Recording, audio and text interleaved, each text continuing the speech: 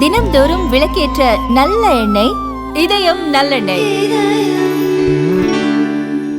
கூட்டத்தின் வாயிலாக ஈரோடு மாவட்டத்தில் இருக்கின்ற 8 சட்டமன்ற தொகுதியிலும் உள்ள வாக்காளர் பெருமக்களுக்கு ஒரு அன்பான வேண்டுகோளை விடுக்க கடமைப்பட்டிருக்கின்றேன்.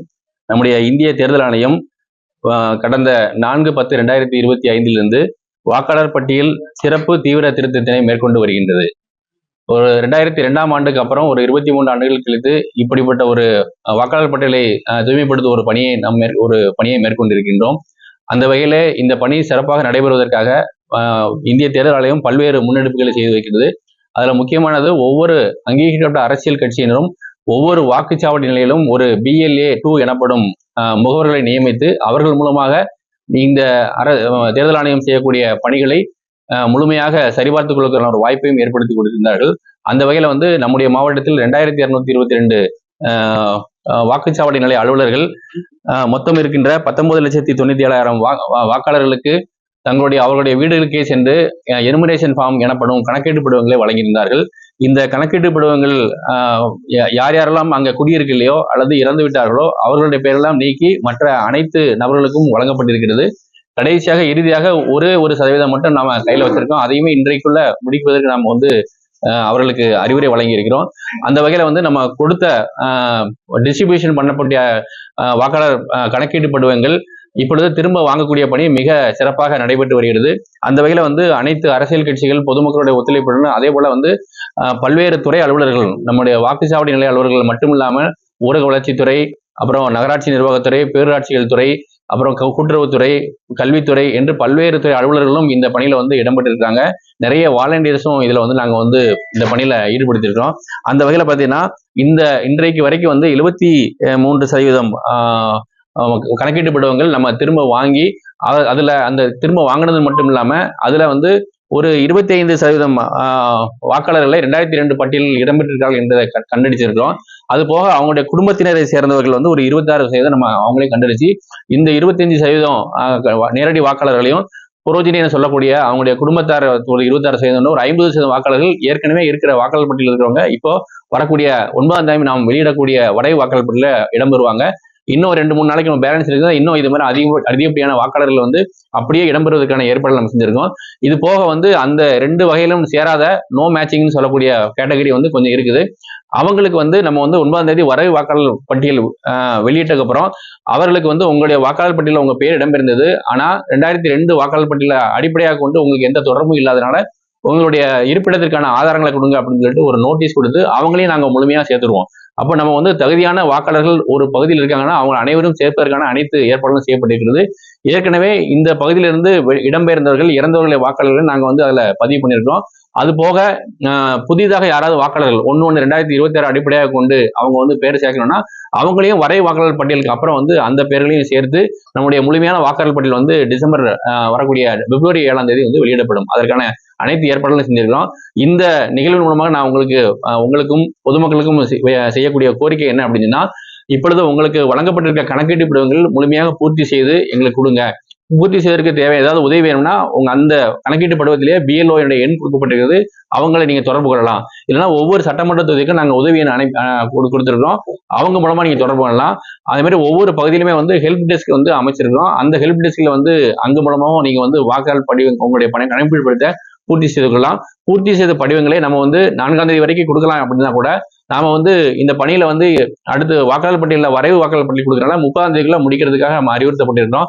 அந்த வகையில இந்த 2-3 நாட்கள்ல நீங்க உங்களுடைய கணக்கீட்டு படிவங்களை திரும்ப கொடுத்தாங்க, அதை அடிப்படையாக வைத்து நம்மளுடைய வரைவு வாக்காளர் பட்டியலை நாங்கள் தயாரிக்கிறதுக்கு ஏதுவா இருக்கும். அதனால அனைத்து பொதுமக்களும் உங்களுக்கு கொடுக்கப்பட்ட விநியோகிக்கப்பட்ட கணக்கீட்டு படிவங்களை முழுமையாக பூர்த்தி செய்து திரும்ப வழங்குமாறு அன்புடன் கேட்டுக்கொள்கிறேன்.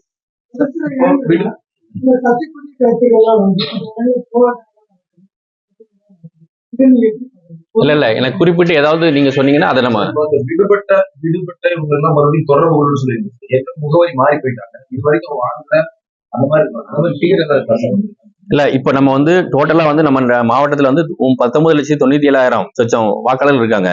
அதுல நம்ம ஒரு 14 லட்சம் வாக்காளர்களுக்கு ஃபார்மை கொடுத்து திரும்ப வாங்கிட்டோம். அது மொத்தம் 70%. இதுல விடுபட்ட வாக்காளர்னா 2 வகை இருக்கு. என்ன அப்படின்னா, அவங்க போகும்போது இல்ல அப்படின்னு சொல்லிச்சுன்னா அவங்க வந்து ASD அப்படின்னு 3 கேட்டகரி பிடிப்போம். ஆப்சென்டிஸ் அவங்க யாரு இருக்கான்னு கண்டுபிடிக்க முடியாது அப்படின்னு. அப்புறம் ஷிஃப்டட், அங்க இருந்து ஷிஃப்ட் ஆகி போயிட்டாங்க அப்படின்னு. 3வது டெட், இவங்களுக்கு நம்மளோட ஃபார்ம் வந்து கொடுக்க முடியாது. அந்த எண்ணிக்கையை நம்ம பார்த்தோம் அப்படின்னு சொல்லிச்சுன்னா டோட்டலா நம்ம மாவட்டத்துல வந்து ஒரு 58,875 பேர் அந்த மாதிரி மாறி போயிருக்காங்க அப்படின்னு நம்ம வந்து கணக்கெடுத்து வச்சிருக்கோம். அவங்களுக்கு நம்ம வந்து ஃபார்ம் கொடுக்கல, அதுக்கு பதில் இவங்க வந்து இறந்துட்டாங்க, இவங்க வந்து ஷிஃப்ட் ஆயிட்டாங்க, இவங்க வந்து ஆப்சென்டி அங்க இல்ல அப்படிங்கிறத இந்த டெத் வந்து நம்ம வந்து கன்ஃபார்மா சொல்லிடலாம். ஷிஃப்டட் அண்ட் ஆப்சென்டிஸ் வந்து சம்பந்தப்பட்ட பிஎல்ஏவோட கன்ஃபார்ம் பண்ணிட்டு அவங்க மூலமா வந்து கன்ஃபார்ம் பண்ணி அவங்க இல்ல அப்படிங்கிறத உறுதிப்படுத்தி நம்ம போட்டிருக்கோம். அதனால இந்த இதை பொறுத்த மட்டும் இல்ல, அவங்களுக்கு நம்ம ஃபார்ம் கொடுக்கல.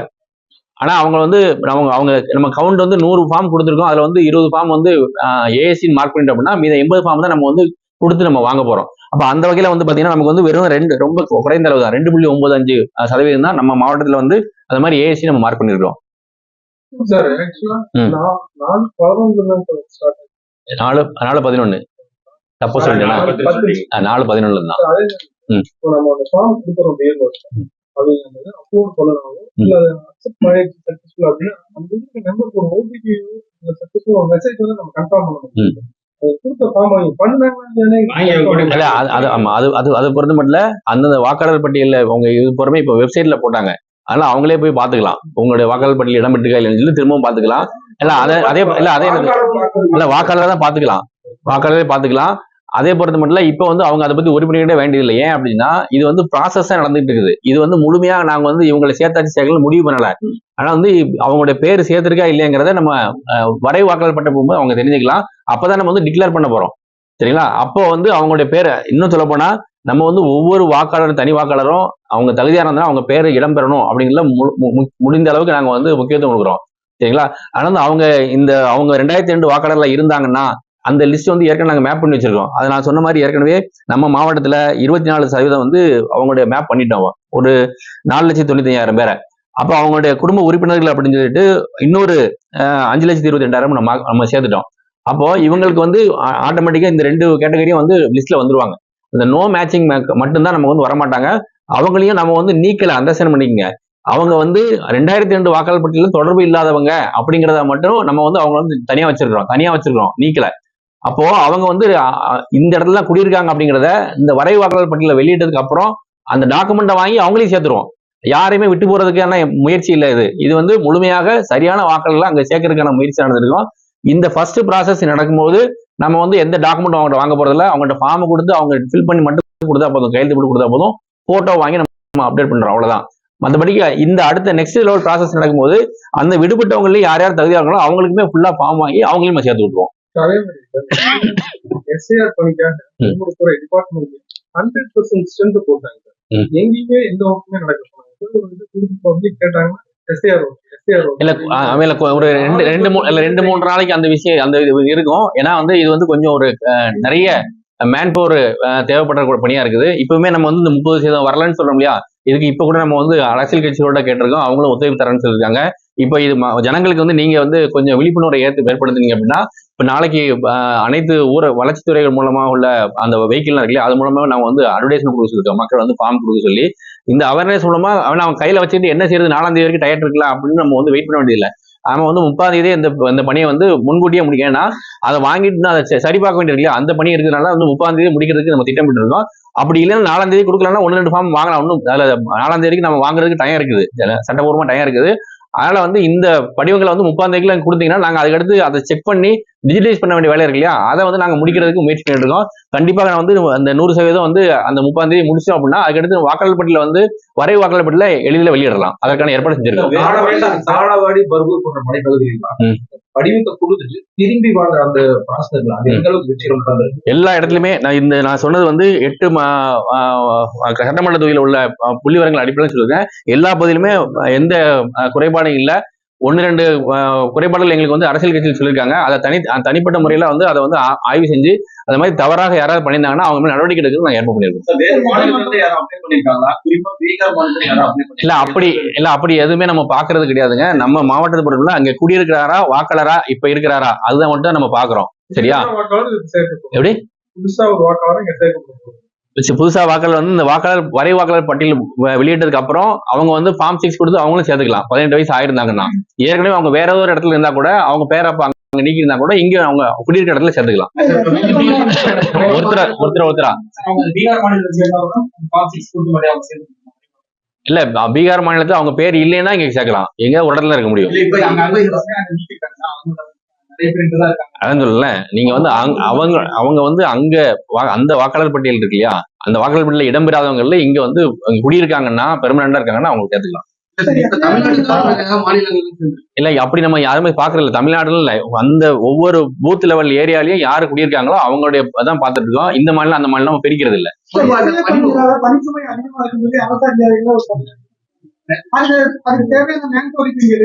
அதான் நான் சொல்றேன். அவங்க வந்து அவரே சொல்றாரு இல்லையா ஐயா, என்ன அப்படின்னா மற்ற துறைகளாக நீங்க டைவர்ட் பண்ணாலும் அங்க வேலை நடக்கல அப்படின்னு இல்லை. அது வந்து ஒரு 2 நாளைக்கு இந்த பணியெல்லாம் முடிஞ்சிருச்சு அப்படின்னா அவங்கவுங்க பணிக்கு அவங்க போயிடுவாங்க.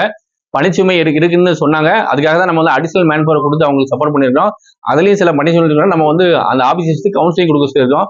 அவங்க வந்து ஒரு 2-3 நாளைக்கு நம்ம வந்து இதை வந்து முடிச்சோம் அப்படின்னு சொல்லி சொன்னா, ஏன்னா இது வந்து ஒரு மிகப்பெரிய ஜனநாயக பணி. நம்ம வந்து அந்த வாக்காளர் பட்டியலை வந்து நம்ம சரியா வச்சுக்கிறது ஒவ்வொருத்தருடைய கடமை. அது வந்து அரசு அலுவலர்கள் அல்லது அரசியல் கட்சிகள் மட்டும் இல்லாம மக்கள் எல்லாருடைய கடமை. அவங்களுக்கு விழிப்புணர்வு இல்லாம கூட இருக்கலாம். ஆனா நாம எல்லாரும் இணைந்தாதான் இந்த வாக்காளர் பட்டியல் வந்து முழுமையாக நம்ம சரியா வைக்க முடியும். இதைத்தான் நம்ம வந்து இந்திய தேர்தல் ஆணையம் வந்து உறுதிக்கிறது. தகுதியான அனைத்து வாக்காளரையும் சேர்க்க வேண்டும். தகுதியற்ற யார் இருந்தாலும் அவங்க வந்து அந்த இடத்துல நீக்கப்பட வேண்டும். பொதுவாக அந்த படிவம் ஃபில்அப் பண்றது அங்க உட்காந்து வாங்கக்கூடிய அதிகாரிகளுக்கும் அதற்காக தான் நாங்க என்ன பண்ணிருக்கோம் அப்படின்னு சொல்லிச்சுன்னா, அந்த BLO நம்பர் அதுலயே பிரிண்ட் பண்ணிருக்கோம். அவங்களுக்கு போன் பண்ணலாம். அப்படி இல்லைன்னா ஒவ்வொரு சட்டமன்ற தொகுதியிலையும் ஒரு ஹெல்ப் டெஸ்க் போட்டிருக்கோம். அவங்க ஆபீசர்ஸ் அங்கேயே இருக்கிறாங்க. அந்த நம்பரை நம்ம டிஸ்பிளே பண்ணிருக்கோம். இப்போ உங்களுக்கு காப்பி கொடுக்குறேன். அவங்களுக்கு அங்க போன் பண்ணாங்கன்னு போதும். எல்லாம் BLO வரும்போது அவங்கள்ட்ட ஃபார்ம் கொடுத்துருங்க. இவங்க வந்து அவங்ககிட்ட கையெழுத்து வாங்கிட்டு அங்கேயே அவங்க செக் பண்ணி கொடுத்துருவாங்க. அது ஏதாவது ஸ்பெசிபிக் இடம் சொல்லுங்க, நான் அதை சரி பண்ண சொல்றேன்.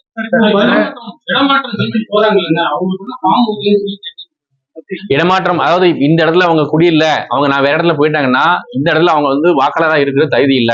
அவங்க புதுசா போன இடத்துல அவங்களோட பேரை சேர்த்துக்கலாம்.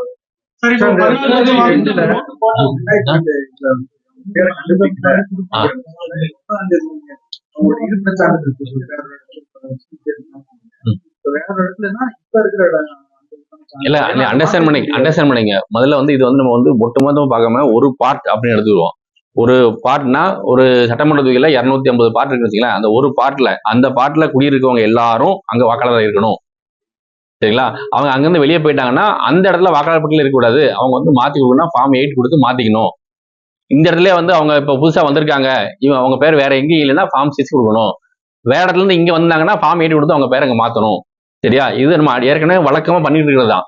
சரிங்களா? இப்ப நம்ம என்ன பண்றோம் அப்படின்னா, இந்த வாக்காளர்கள் எல்லாருமே 2002 தான் நம்ம கடைசி SIR பண்ணதுனால அந்த வாக்காளர் பட்டியலை அடிப்படையாக வைத்து அவங்க பேரை சேர்க்கறதுக்கு முயற்சி பண்றோம். அதில் நான் ஏற்கனவே சொன்ன மாதிரி 50% வாக்காளர் நம்ம மாவட்டத்தில் வந்து சேர்த்துட்டோம். பேலன்ஸ் இருக்கிறவங்களையும் அவங்க அங்கதான் குடியிருக்காங்க அப்படின்னா, நான் எங்கேயோ குடியிருந்து என்னோட பாட்டில் என் பேர் இங்க வைக்கணும்னா இருக்கிறதுக்கு வாய்ப்பு இல்லை.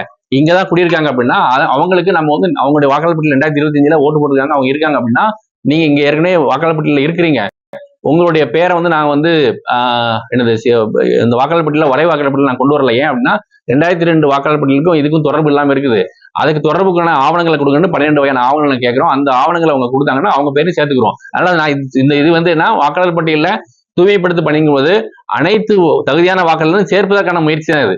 அதே நேரத்தில் தகுதியில்லா வாக்காளர் ஆட்டோமேட்டிக்கா அவங்க வந்து அவங்க ஃபார்ம் திரும்ப கொடுக்கலன்னு வச்சுங்களேன், அவங்களை சேர்க்க முடியாது. அதுக்காக நாங்க திரும்ப சொல்றோம், ஃபார்மை திரும்ப கொடுத்தீங்கன்னா நாங்க வந்து உங்க பேரை வந்து வளரை வாக்காளர் பேரை கொடுத்துருவோம் அப்படின்னு. 14 லட்சம் படிவங்கள் திரும்ப பெற்றிருக்கேன்னு சொல்லிருக்கீங்க. ஆமா, அதுல எவ்வளவு பதிவேற்றம் பண்ணிருக்கோம்?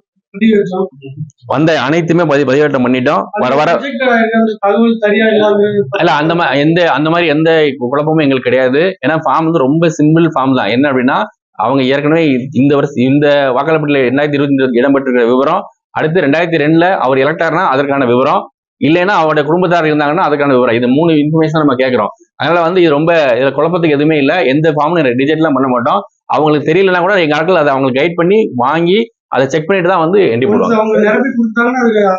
அதுல ஏதாவது கரெக்ஷன் இருந்தா நாங்களே கரெக்ஷன் பண்ணிடுவோம். BLOக்கு அந்த அதிகாரம் இருக்குது, அதை சரி பண்ணி போடுவோம். நிறைய பேர் இல்ல, 1-2 பேர் நீங்க யாராவது ஸ்பெசிபிக்கா சொன்னீங்கன்னா அதை சரி பண்ணி கொடுக்க சொல்லலாம். அதுக்காக தான் நாங்க அந்த அசிஸ்டன்ஸ் மையம் வச்சிருக்கோம், அது உதவி மையம் வச்சிருக்கோம் இல்லையா. ஃபார்ம் கொடுத்தாங்கன்னா ஃபில் பண்ணி கொடுக்கணும். ஃபில் பண்ணி நாங்க உதவி பண்றதுக்கு தயாரா இருக்கோம். பாகம் எந்த வரிசைன்னு கேட்கறாங்க. அந்த இது தெரியல. 2002 பாகம் எந்த வரிசைன்னு தெரியல. ரொம்ப சிரமப்படுறாங்க. இல்ல குடும்ப உறுப்பினர் இல்ல, புதுசா வாக்காளர் ஓட்டு போட்டிருந்தா அவங்களுக்கு 2 யாராவது 2002 போட்டிருந்தா வரிசைன்னு பாகன்னு கேக்குறாங்க. அது அந்த ஃபேமிலியில இருக்கிறவங்களுக்கு தெரிய மாட்டேங்குது. அங்க இருக்கிறவங்க வாங்கி ஃபில்அப் பண்றவங்க நம்ம கிட்ட தான் கேட்கறாங்க. அவங்க அதை பார்க்க இல்ல அதுதான் நான் சொல்றேன் திரும்பவும். என்ன அப்படின்னா பிஎல்ஏ தான் அதுக்கு ரெஸ்பான்சிபிள். அவங்க வந்து 2002க்கான வாக்காளர் பட்டி அவங்க கையில இருக்குது. சரிங்களா? அந்த தனிப்பட்ட வாக்காளரும் வந்து வெப்சைட்ல பாத்துக்கலாம். இது ரெண்டுமே முடியல அப்படின்னு சொல்லிச்சுன்னா நம்ம வாக்காளர் உதவி மையம் ஒவ்வொரு சட்டமன்ற தொகுதியிலும் வச்சிருக்கோம். அவங்க இல்லைன்னா 1950 ஒரு நம்பர் கொடுத்துருக்கோம். அந்த நம்பருக்கு சொன்னோம்னா அவங்க இருந்தாங்கன்னா அவங்க பேரு அவங்களுடைய குடும்பத்தார் எங்க இருந்தாங்கன்னா அதை செக் பண்ணி கொடுக்கறதுக்கு நாங்க உதவி பண்ணுவோம். சரிங்களா? அதான் திரும்பவும் சொல்றேன், எந்த வாக்காளரும் அவங்க 2002 வாக்காளர் பட்டியல இல்ல அப்படிங்கிற அடிப்படையில் நம்ம நீக்கப்படுறோம்.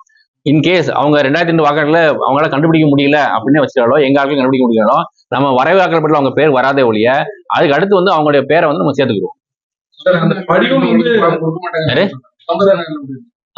இந்த படிப்பு ரொம்ப எளிமையா இருக்கு. ஆனா அது ஒரு சின்ன கன்ஃபியூஷன் பெரிய லெவல்ல துணைவியாருன்னு போட்டதுனால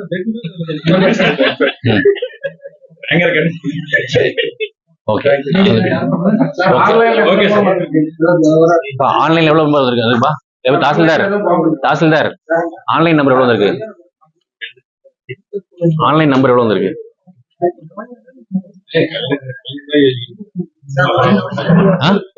1946 சார். போன் கால் இருக்கு நம்பர் இருக்கு அதுக்கு இருக்கு நம்பர் கால் வந்து 1946.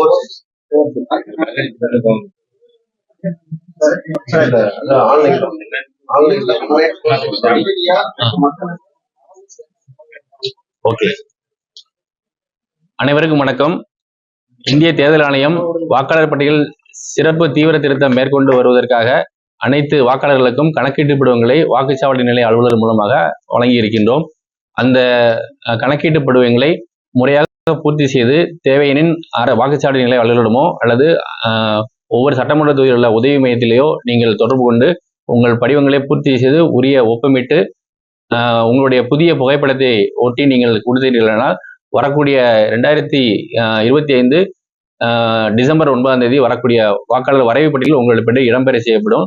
அப்படி 2002 வாக்காளர் பட்டியல் உங்களுடைய குடும்பத்தினர் யாரும் இடம்பெறவில்லை எனில் அவர்களுக்கு தனியாக வந்து கிளைம்ஸ் அண்ட் அப்ஜெக்ஷன்ஸ் வழங்கப்பட்டு அவங்களையும் நான் வந்து பேரை சேர்க்கிறதுக்கு வந்து நடவடிக்கை செய்யப்பட்டது. அதனால உங்களுக்கு கொடுக்கப்பட்ட கணக்கீட்டு படிவங்களை முறையாக பூர்த்தி செய்து உடனடியாக வாக்குச்சாவடி நிலைய அலுவலரிடம் ஒப்படைக்குமாறு அன்புடன் கேட்டுக்கொள்கிறேன்.